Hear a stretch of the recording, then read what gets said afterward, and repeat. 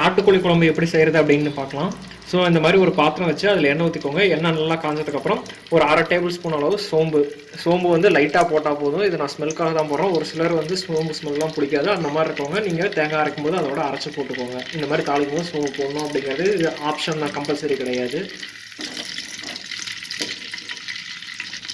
So இப்போ சோம்பு நல்லா பொரிஞ்சதுக்கப்புறம் நான் வந்து சின்ன வெங்காயத்தை பேஸ்ட்டாக அரைச்சி வச்சுருக்கேன்.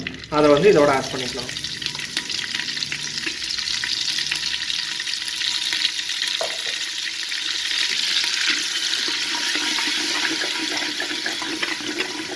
இந்த சின்ன வெங்காயம் வந்து பச்சை ஸ்மெல் போகிற வரைக்கும் நல்லா குக் ஆகும். ஸோ ஒரு 5 நிமிஷம் இதை வந்து நல்லா குக் பண்ணிக்கோங்க.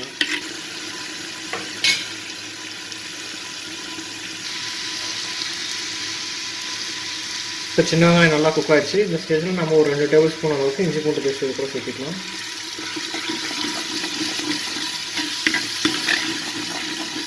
இதுவும் ஒரு 5 நிமிஷம் சிம்மில் வந்து நல்லா குக் பண்ணிக்கோங்க. இஞ்சி பூண்டு பேஸ்ட் வாசமெல்லாம் போகிற வரைக்கும்.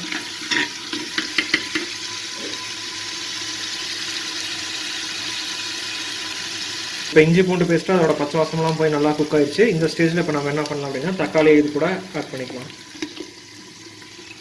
நான் ஒரு மீடியம் சைஸ் தக்காளி 2 தக்காளி எடுத்து பேஸ்ட் பண்ணி வச்சுருக்கேன். அந்த தக்காளியோட பேஸ்ட் வந்து நான் இது கூட சேர்த்திருக்கேன்.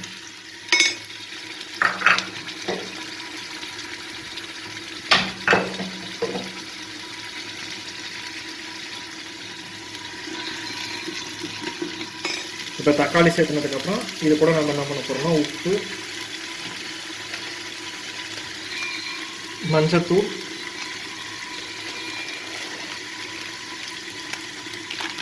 மிளகாத்தூள்,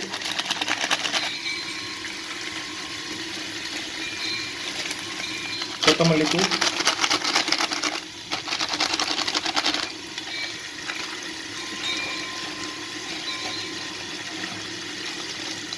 கறி மசாலா,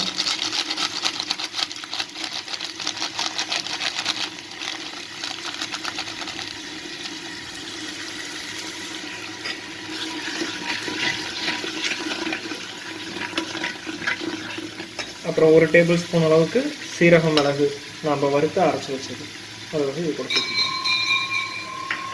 ஸோ இப்போ எல்லாத்தையும் சேர்த்து நல்லா மிக்ஸ் பண்ணி விட்டுறோம். இது இப்போ இந்த தக்காளி வந்து நல்லா குக் ஆகி வரணும். ஸோ ஒரு 5 நிமிஷம் வந்துட்டு இதை வந்து நல்லா குக் பண்ணிக்கோங்க.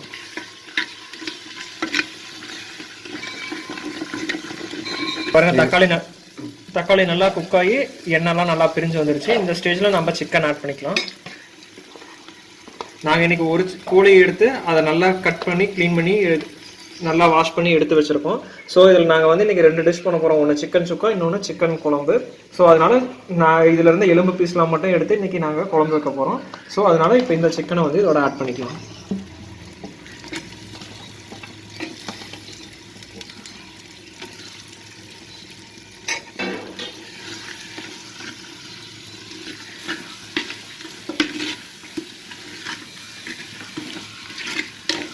இதை நல்லா மிக்ஸ் பண்ணிக்கோங்க. சிக்கன் போட்டிங்க அப்படின்னா சிக்கன் வந்துட்டு இந்த மசாலாலாம் நல்லா உள்ளே இறங்கணும். ஸோ அதனால் ஒரு 5 to 7 minutes வந்து இதை நல்லா நம்ம மீடியம் ஃப்ளேமில் வச்சு குக் பண்ணிக்கலாம். தண்ணியெல்லாம் நீங்கள் எதுவும் ஆட் பண்ண தேவையில்லை. சிக்கன்லேயே உங்களுக்கு வந்து குக்காக அதுலேருந்து தண்ணி விடும். ஸோ இப்போ இதை வந்து மூடி போட்டு வச்சுருங்க. இது மூடி போடுறதுக்கு முன்னாடி இதில் லைட்டாக கருவேப்பிலை மட்டும் ஆட் பண்ணிவிட்டு இதை கவர் பண்ணி வச்சிடணும்.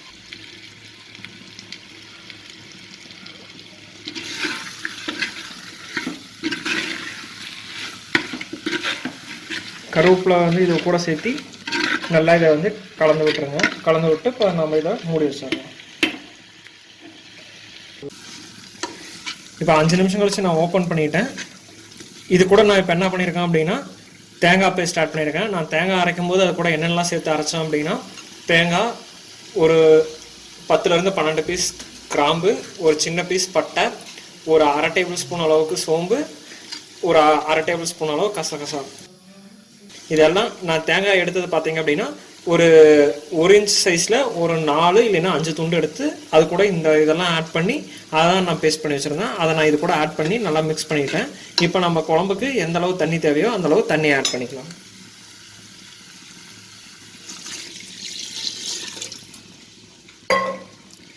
தண்ணி ஆட் பண்ணிவிட்டு இதெல்லாம் நல்லா மிக்ஸ் பண்ணி விட்டுருங்க.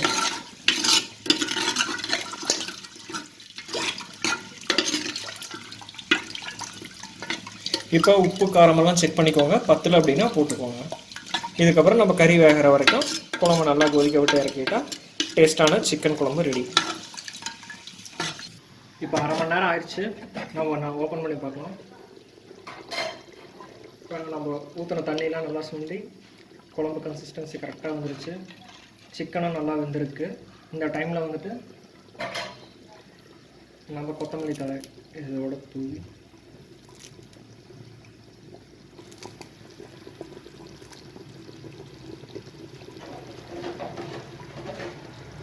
கொஞ்சமாக கருவேப்பிலை நல்லா கலந்து விட்டுருங்க.